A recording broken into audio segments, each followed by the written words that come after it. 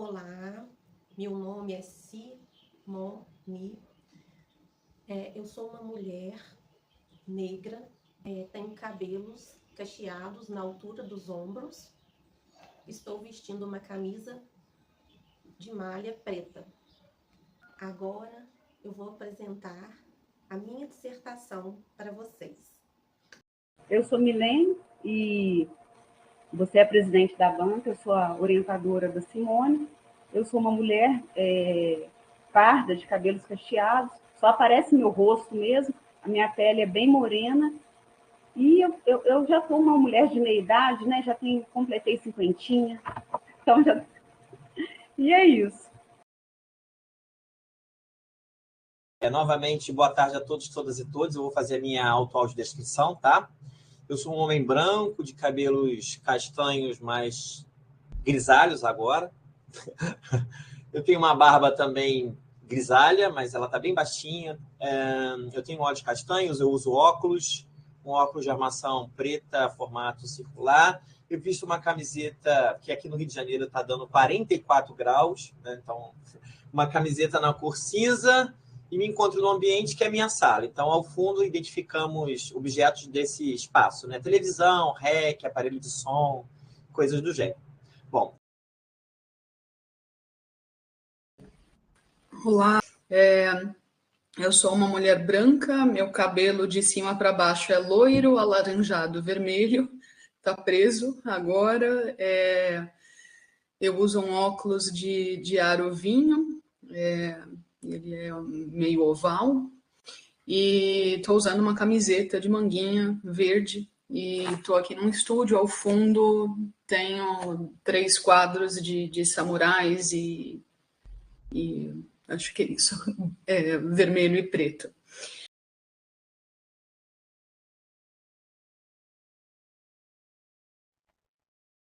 Quero começar agradecendo a presença de vocês, né, que estão acompanhando a minha professora e minha orientadora Milene, que muitas vezes foi uma orientadora para a vida também, aos professores Aline e Alan, a professora Aline, que eu tenho um contato mais próximo, né, que é uma pessoa que eu admiro muito, professor Alan também.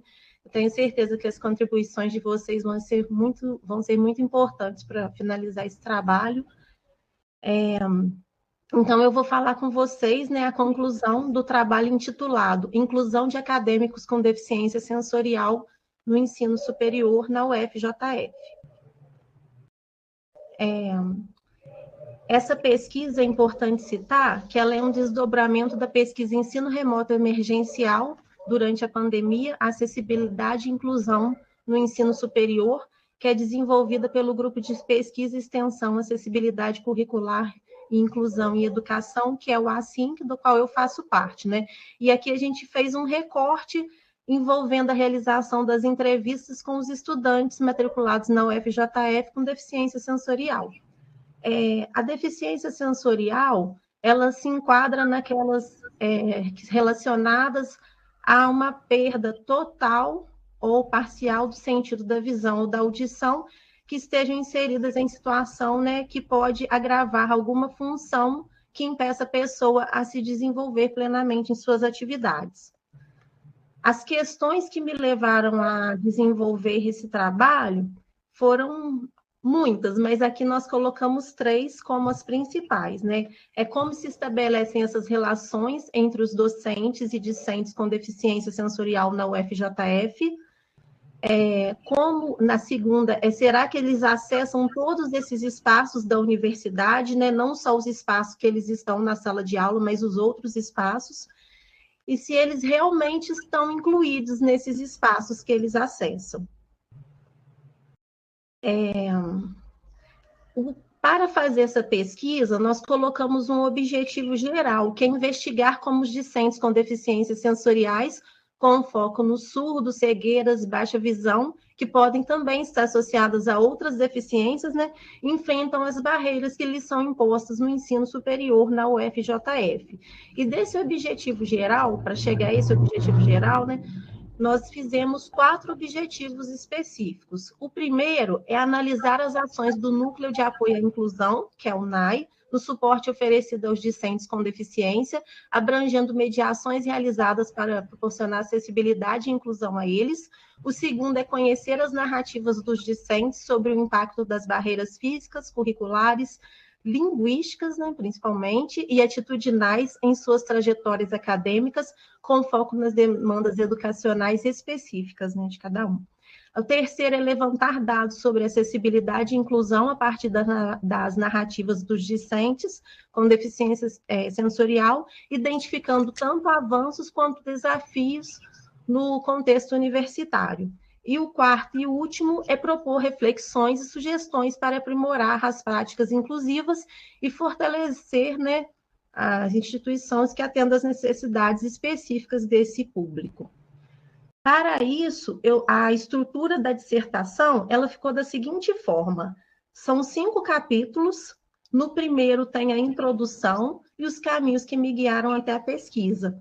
Mas é um capítulo muito importante, porque ele tem subcapítulos que fazem o desenho metodológico de como essa pesquisa foi construída. Ela é uma pesquisa qualitativa e foi escolhido o método de narrativas por considerar que as narrativas são importantes para que esses estudantes consigam colocar um pouco da vivência deles no ensino superior. No capítulo 2, que são as políticas de inclusão no ensino superior, eu começo fazendo um apanhado de algumas leis, né, que combinaram a educação especial no ensino superior, né? Como que essa inclusão começou de fato a acontecer no ensino superior. Também tem um subcapítulo que coloca como a universidade se federalizou, a UFJF, e uma parte muito interessante é que antes da política de cotas para pessoas com deficiência, a UFJF já se implicava com a inclusão, tendo professores no seu quadro, né, da instituição com deficiência, alguns estudantes da época que atualmente são professores da Faculdade de Educação e também são militantes desses processos inclusivos dentro da universidade.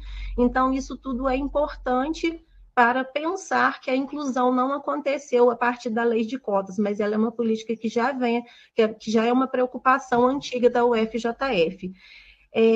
Também tem um subcapítulo que fala sobre a educação especial, como acontece a educação especial, né, que perpassa aí todos os níveis e modalidades de ensino, sendo uma modalidade também, porém, a gente fala um pouco de educação básica, porque na educação básica, essa política, geralmente, ela se dá pelo atendimento educacional especializado, que já é um atendimento consolidado na educação básica, e é muito importante voltar na educação básica, porque esses estudantes com deficiência, eles precisam passar pela educação básica para chegar no nível superior, né? E no nível superior, essa educação especial, ela acontece de uma outra forma, sendo os núcleos de apoio à inclusão, aqui na UFJF nós usamos essa nomenclatura, né, para a UNAI, mas tem outras instituições com outras nomenclaturas, mas todas têm o mesmo objetivo de propor, né, políticas inclusivas para os alunos com deficiência que estão matriculados nas instituições.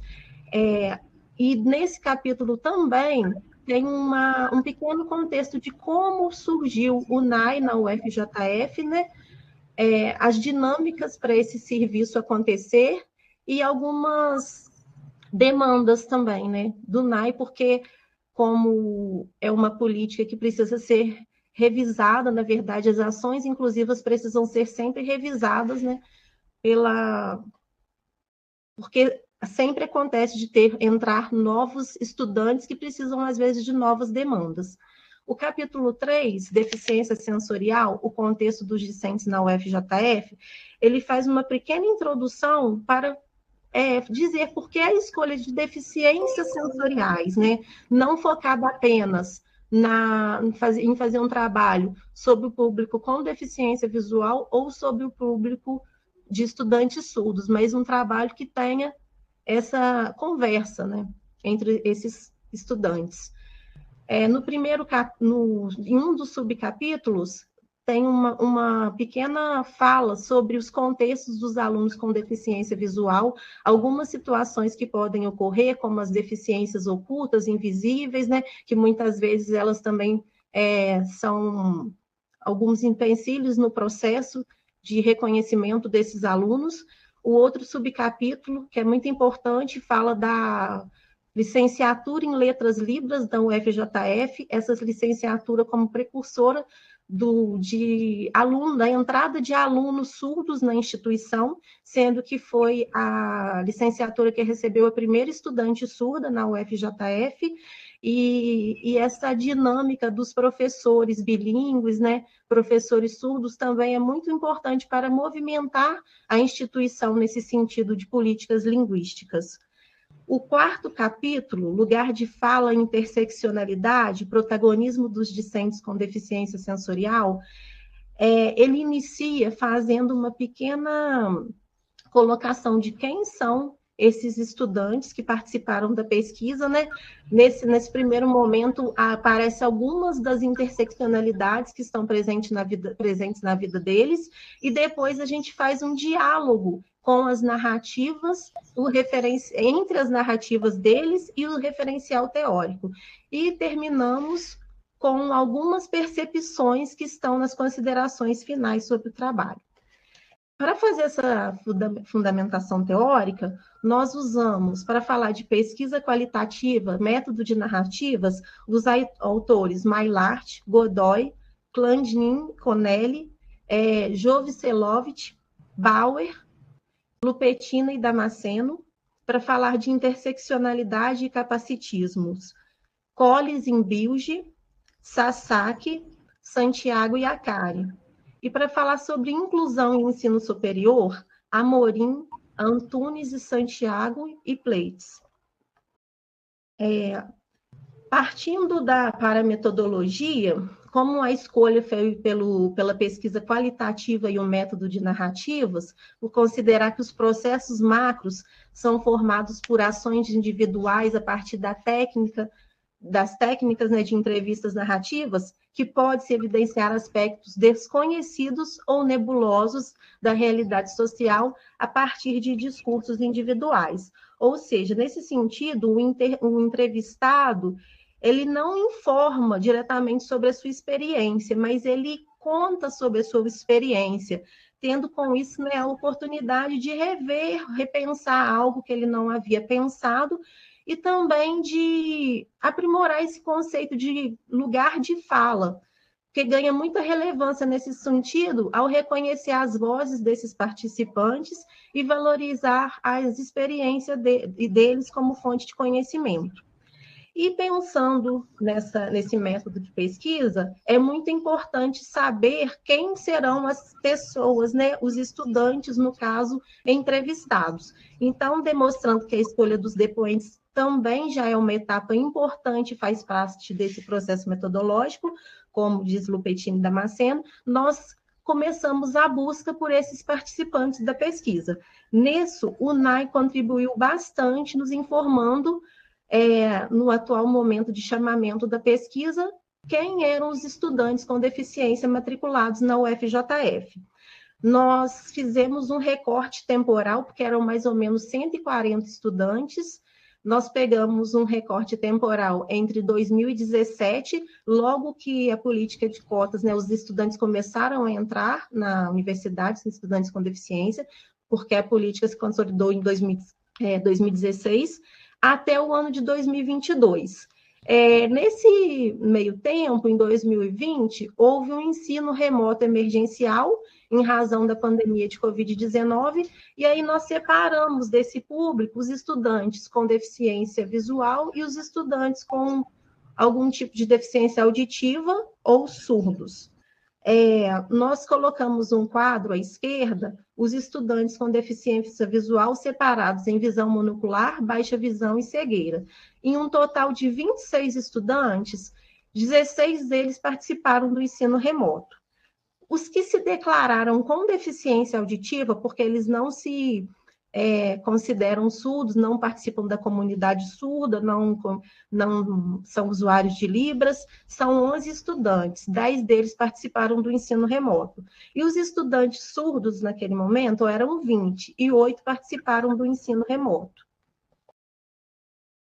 Partindo de quem seriam os convidados para a pesquisa, nós começamos a fazer um formulário digital pelo Google Forms para enviar, né, para esses estudantes. Nesse formulário, nós tentamos colocar algumas questões que sugeriam saber depois um pouco da vida desses estudantes, algumas interseccionalidades.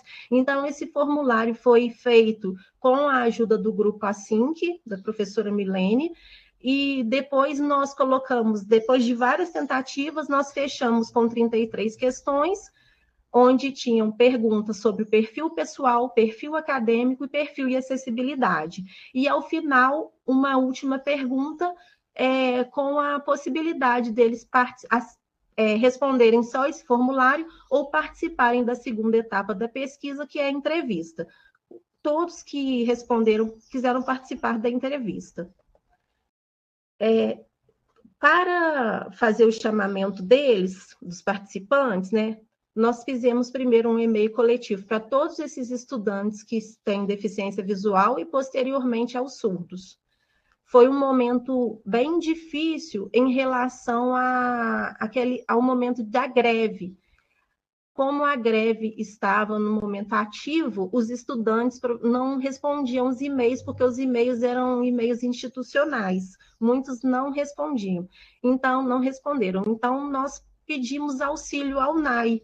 E o NAI, naquele momento, não conseguiu nos fornecer o contato telefônico, por ser dados sensíveis, mas nos auxiliou encaminhando o e-mail, né, através do NAI, através do e-mail do NAI, e também nós tivemos auxílio das plataformas digitais.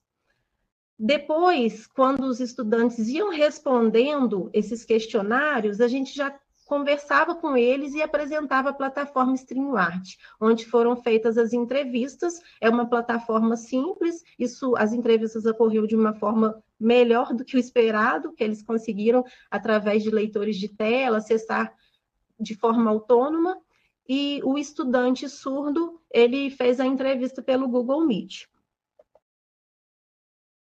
Quando nós colhemos os dados dos participantes das entrevistas, então foi um total de 4 discentes que responderam, que aceitaram. Nós tivemos mais procuras, mas finalizamos com 4 discentes, porque os outros não deram continuidade ao processo.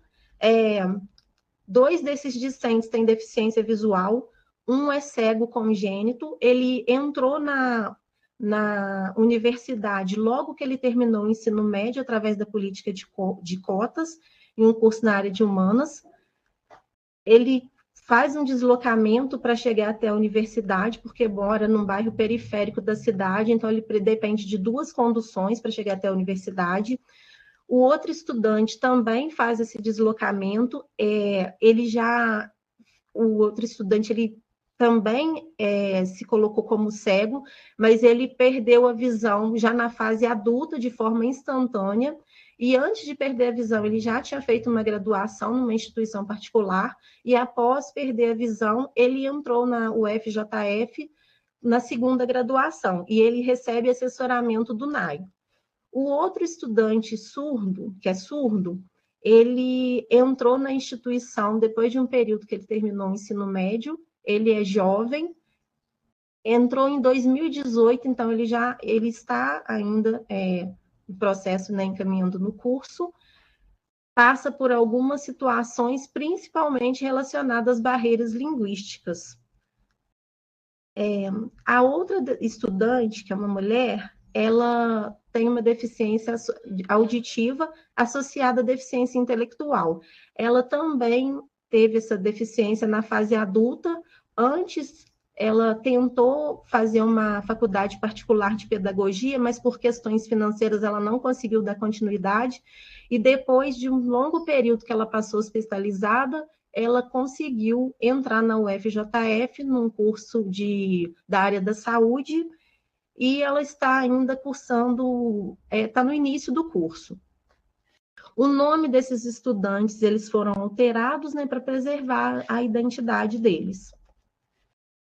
Pensando nisso, concomitante ao formulário, nós fizemos as questões norteadoras da entrevista, considerando que as questões de estudo, por sua vez, irão gerar provocações para que as narrativas ocorram. Nesse sentido, durante as entrevistas não serão realizadas perguntas e respostas, serão feitas provocações ou provocativas e os depoentes irão narrar a partir dessas provocativas realizadas pelo pesquisador, de acordo com Lupetina e Damasceno. Então, nós fizemos, com a ajuda também dos colegas do ASSIM, que é com a supervisão da professora Milene, nós fizemos questões norteadoras para as entrevistas. E foram 6 questões. A primeira é como tem sido seu acesso e permanência na UFJF. A segunda, acessibilidade no curso, barreiras e inclusão. A terceira, o papel do NAI em seu processo de inclusão. A quarta, se você tem outros apoios na universidade, como convite para outros eventos. E a quinta, comente sobre a participação na sua vida acadêmica. E sexta, comente o que precisa ser melhorado para garantir a sua participação e permanência na UFJF. Essas questões ficaram livres, né? Porque os primeiros dados nós pegamos a partir do formulário. Então, na hora da entrevista, essas questões ficaram livres para eles explanarem as narrativas do jeito que eles acharam melhor. As 3 primeiras entrevistas com os estudantes com deficiência visual e com deficiência auditiva durou em torno de quase 1 hora. E a entrevista com o estudante surdo, ela durou em torno de 12, 13 minutos, mas mesmo assim foi uma entrevista muito profunda em relação às narrativas que ele colocou. O pós-narrativas, que foi a etapa de transcrição, sempre ocorria depois de cada finalização das entrevistas, para que aqueles aspectos ali, às vezes um silêncio, né, que o estudante fazia, alguma expressão facial, algo que dizia muito também da condição ali que ele estava narrando. Então, a gente tentou fazer essa transcrição o mais rápido possível para não perder essas informações, apesar de ter o vídeo. A entrevista com o discente surdo, né, tanto a entrevista como a transcrição, ela ocorreu com o apoio de 2 profissionais, tradutores e intérpretes de Libras que atuam na UFJF. E depois a análise dos dados. Para analisar os dados, nós colocamos, a partir daquelas questões que nós disparamos, 3 tópicos temáticos identificados nas entrevistas, né, que foram algumas coisas identificadas durante as entrevistas e foram interpretadas com o apoio do referencial teórico. E o primeiro deles são as relações do núcleo de apoio à inclusão com os deficientes com deficiência, a busca contínua por eliminação de barreiras. O NAI foi uma das falas mais tocadas durante todas as entrevistas. Eu coloquei aqui algumas narrativas desses estudantes, eu não vou ler todas, mas eu só vou fazer uma análise delas. O Carlos é o estudante com deficiência visual que teve a perda visual já na fase adulta. Ele coloca que esse período da pandemia, para ele, foi bom. Ele preferiu ter as aulas no formato remoto, porque ele acessava tudo pelo Classroom, né, a plataforma que foi utilizada para fazer essa interação com os alunos. Ali ele assistia vídeo, mesmo não tendo a audiodescrição, e era mais fácil dele acionar pelo computador, fazer as devolutivas das atividades e desenvolver qualquer outra ação que fosse necessário. Mas, em outro momento, ele comenta que mesmo ele preferindo o Classroom, ele nunca manipulou o Classroom sozinho. Ele sempre teve apoio dos monitores do NAI. Já o Pedro, que é um estudante que tem cegueira congênita, ele prefere as aulas presenciais. Ele não gostou do formato de ensino remoto, ele acha que é muito interessante ter o contato com outros estudantes da turma, porque os estudantes fazem parte desse processo de inclusão dele, e também as interações ali na hora com o professor. Ele sempre coloca que esse fato dele não ter gostado foi uma coisa particular dele, não tem nada a ver com a ajuda do que era oferecida pelos professores naquele momento. Pelo contrário, os professores tentavam ajudar bastante.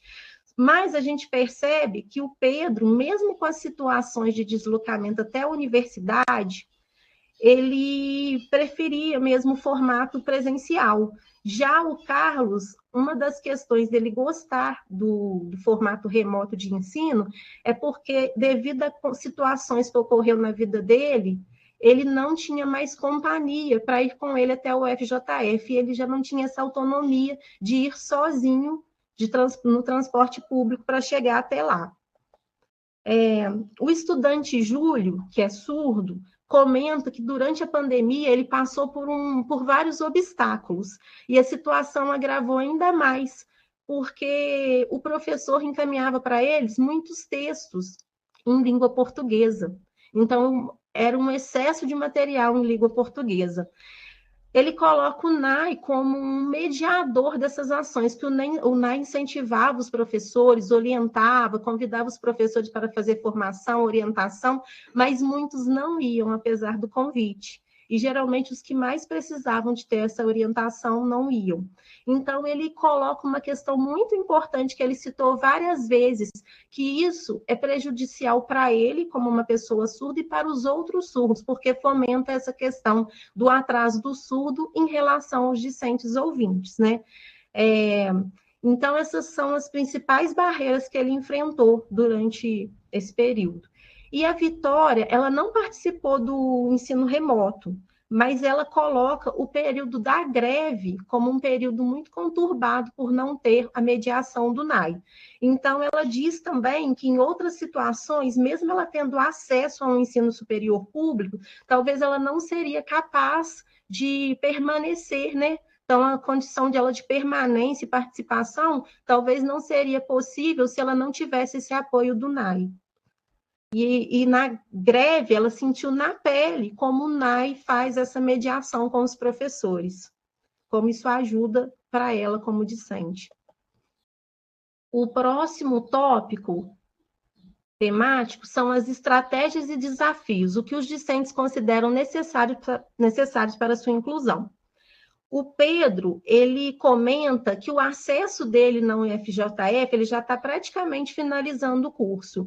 Ele considera muito tranquilo, porque quando ele ia para começar a fazer a graduação, o NAI entrou em contato, procurou saber quem era o Pedro, quais as demandas ele apresentava, né? Como poderiam ser supridas de alguma forma. Então, eles fizeram um contato prévio, ele colocou algumas das questões que ele precisava, ele foi convidado até o campus para conhecer ali as mudanças físicas que estavam ocorrendo lá no prédio do curso, como o piso tátil, algumas placas em braille, para que ele tivesse mais acessibilidade. Então, ele conta isso como um fator muito positivo, o que não acontece em todos os cursos, que ele mesmo cita, que nem todos os ambientes têm essa acessibilidade na UFJF.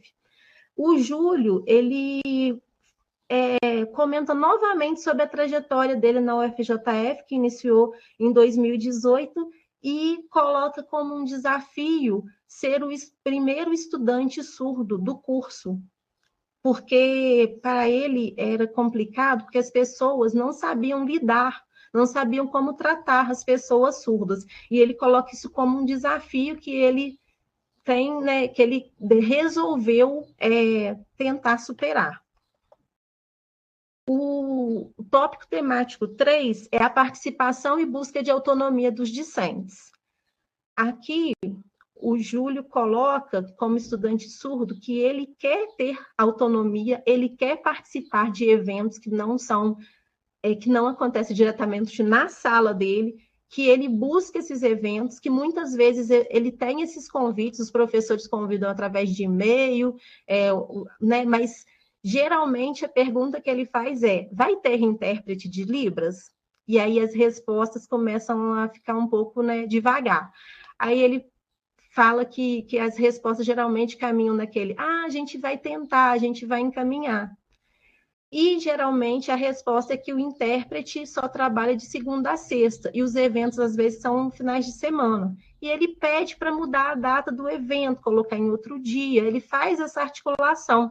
Mas as respostas são sempre as mesmas. Eles dizem que não, porque já está muito próximo. Então, aqui a gente vê uma falta de articulação, né, na estrutura aí desses eventos para atender não somente os estudantes surdos, porque os outros estudantes colocaram também que a participação deles em alguns eventos fica um pouco prejudicada por falta de acessibilidade.